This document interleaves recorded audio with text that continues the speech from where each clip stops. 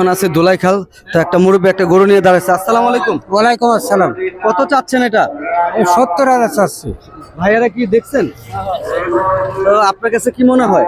আমি 40 বলছি। 40 বলছেন? হ্যাঁ। আঙ্কেল কি বলেন? আমার 55 দাম হচ্ছে। 55 দাম হচ্ছে।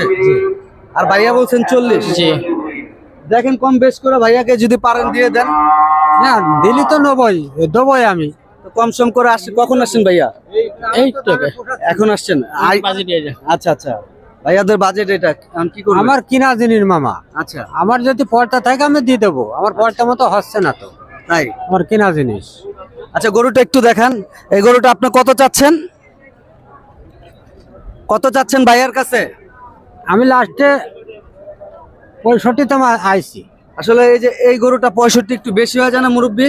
না মুরব্বী বেশি হয় না। আমার কিনা জিনিস আমার এই এলাকায় আমার যে কাস্টমার বলতেছে যে অনেক বেশি।